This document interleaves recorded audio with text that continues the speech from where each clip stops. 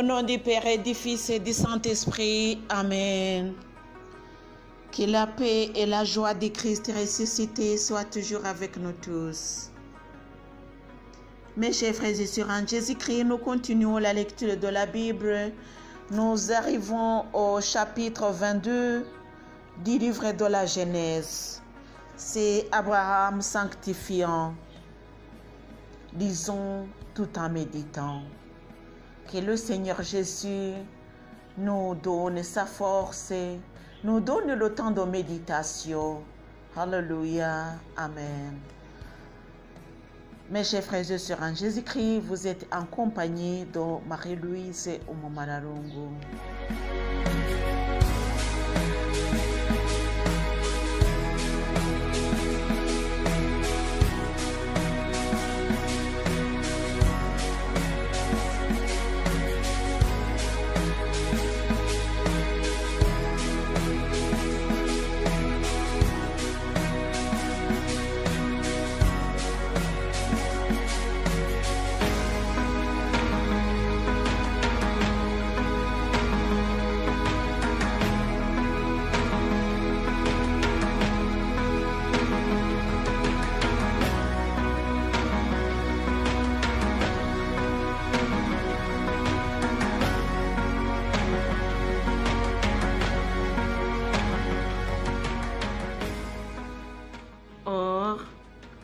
Après ces événements, Dieu mit Abraham à l'épreuve et lui dit: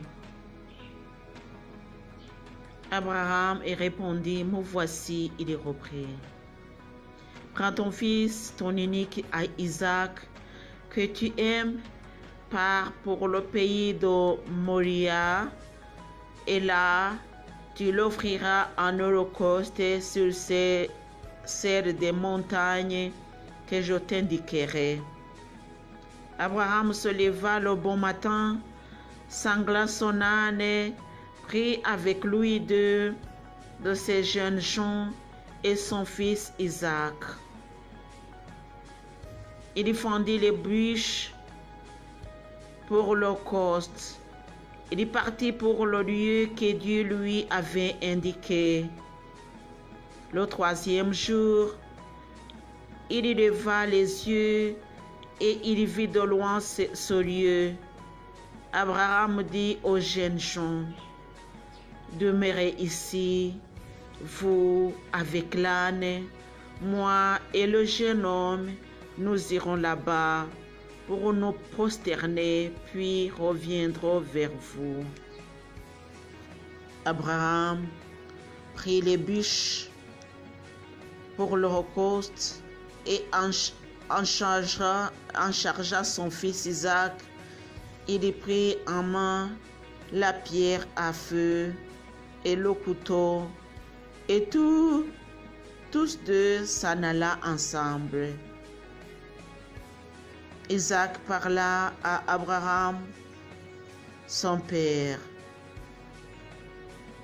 Abraham, mon père, dit-il. Et Abraham répondit: me voici mon fils. Il reprit: voici le feu et les bûches. Où est l'agneau pour l'holocauste? Abraham répondit: Dieu saura voir l'agneau pour l'holocauste, mon fils. Tous deux continuèrent à aller ensemble. Lorsqu'il fut arrivé au lieu que Dieu lui avait indiqué, Abraham y leva un autel et disposa les bûches. Il lia son fils Isaac et le mit sur l'autel au-dessus des bûches. Abraham tendit la main pour prendre le couteau et immoler son fils. Alors, l'ange du Seigneur l'appela du ciel et cria: Abraham, Abraham. Il répondit: me voici. Il reprit: n'éteins pas la main sur le jeune homme, ne lui fais rien, car maintenant je sais que tu crains Dieu, toi qui n'as pas épargné ton fils unique pour moi. Abraham leva les yeux, il regarda et voici qu'un bélier était pris par les cornes dans un fourré. Il alla le prendre pour l'offrir en holocauste à la place de son fils. Abraham nomma ce lieu le Seigneur voit. Aussi dit-on aujourd'hui, c'est sur la montagne que le Seigneur est vu. L'ange du Seigneur appela Abraham du ciel une seconde fois et dit, je le jure par moi-même, oracle du Seigneur, parce que tu as fait cela et n'as pas épargné ton fils unique, je m'engage à te bénir et à faire proliférer ta descendance autant que les étoiles du ciel et le sable au bord de la mer. Ta descendance occupera la portée de ses ennemis, si tant est que se béniront toutes les nations de la terre, parce que tu as écouté ma voix. Abraham revint vers les jeunes champs, ils se levèrent et partirent ensemble pour Beersheba. Abraham habita à Beersheba. Telle est la fin d'Abraham, naissance de Rebecca. Or, après ces événements, on annonça à Abraham, voilà que Milka, elle aussi, a donné des filles à ton frère Nahor. Uz, son premier-né, Bouz, son frère, Kemoul, père d'Aram, Kesed, Hazo, Pilda, Yidlaf et Bethuel. Bethuel engendra Rebecca. Ce sont les huit que Milk donna à Nahor, le frère d'Abraham. Sa concubine nommée Reuma eut aussi des enfants, Teva, Gaham, Tahash et Maka. Telle est la fin du chapitre 22 du livre de la Genèse. Chers amis, nous voyons qu'Abraham était très croyant et il n'a pas épargné son fils pour le Seigneur. Donnons au Seigneur tout ce que nous avons, puisqu'il nous prépare de bonnes choses. Alléluia. Lui, il nous a rien refusé. Alléluia. Et puis, nous aussi, nous devons lui offrir tout ce que nous avons. Alléluia. Étendons les mains pour le Seigneur, qu'il prenne ce qu'il veut et qu'il donne ou qu'il mette sur nos mains ce qu'il veut aussi. Alléluia. On dit toujours que ta volonté soit faite. Alléluia.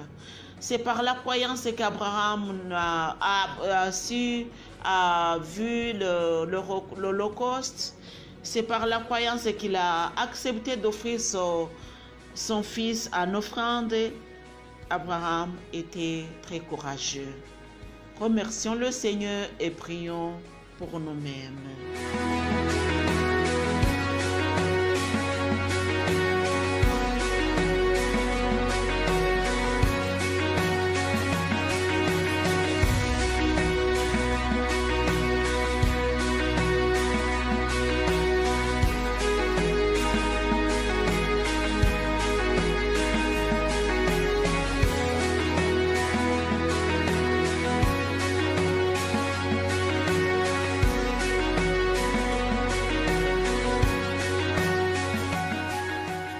Continuons la lecture par le chapitre 23 du livre de la Genèse, le tombeau de Sarah. La vie de Sarah dura 127 ans. Sarah mourut dans le pays de Canaan, à Oïria Arba. c'est-à-dire Hébron, Abraham vint célébrer les funérailles de Sarah et la pleurait. Puis il se releva et s'éloigna de la morte pour parler au fils de Heth. Je vis avec vous, dit-il, comme un immigré et un hôte. Cède-moi en propriété funéraire parmi vous pour que j'ensevelisse la morte qui m'a quitté. Les fils de Heth répondirent à Abraham en ces termes. Écoute-nous, mon Seigneur. Dieu a fait de toi un chef au milieu de nous, ensevelis ta morte dans les meilleurs de nos tombeaux. À quand de nous t'interdira son tombeau pour la sépulture de ta morte. Abraham se leva pour se prosterner devant le peuple du pays des fils de Heth. Il leur parla en ces termes. Si réellement la morte qui m'a quitté doit être avec vous dans un tombeau, écoute-moi et intercède pour moi auprès d'Éphron, fils de Korah, pour qu'il me cède la caverne de Macpéla qui lui appartient à l'extrémité de son champ, qu'il me le cède pour sa pleine valeur à titre de propriété funéraire parmi vous. Éphron était assis parmi les fils de Heth. Éphron le Hittite répondit à Abraham au sud des fils de Heth, à savoir de tout ce qui venait à la portée de sa ville, et il dit: Non, mon Seigneur, écoute-moi. Le champ, je te le donne. La caverne qui s'y trouve, je te la donne. Au sud des fils de mon peuple, je te la donne. Ensevelis ta morte. Abraham se prosterna devant le peuple du pays et dit à Éphron, au sud du peuple du pays: Oh, toi, si seulement tu voulais m'écouter, je te donnerai le prix du champ. Reçois-le de moi, et c'est là que j'ensevelirai la morte. Éphron répondit à Abraham et lui dit: Mon Seigneur, écoute-moi, unité de 400 cycles d'argent, qu'est-ce qu'entre toi et moi? Ta morte ensevelis-la. Abraham s'entendit avec Éphron, il lui pesa le prix que les fils de Heth l'avaient entendu déclarer, 400 cycles d'argent autour du marché.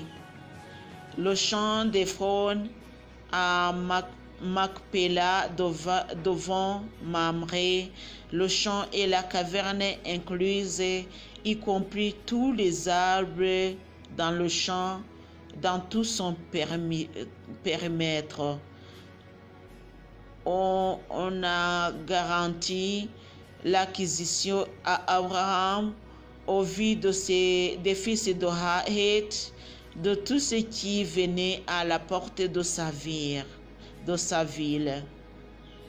Pourquoi Abraham ensevelit sa femme Sarah dans la caverne du champ de Macpéla devant Mamré, c'est Hébron au pays de Canaan. Le fils de Heth garantit à Abraham la propriété funéraire des champs et de la caverne qui s'y trouvait.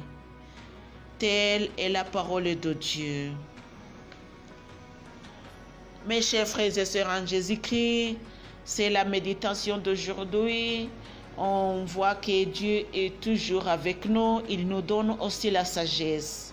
Abraham a insisté pour acheter la caverne pour enseverer la morte. Même si on donnait gratuitement, lui, il insistait pour acheter. Il y avait pourquoi. Plus tard, quand nous lisons, nous verrons pourquoi Abraham a acheté cette terre. Que le Seigneur Dieu nous donne la sagesse, alléluia, qu'il nous donne aussi le courage de lui suivre, alléluia, en toutes circonstances. Que Dieu nous bénisse. Au nom du Père et du Fils et du Saint-Esprit. Amen.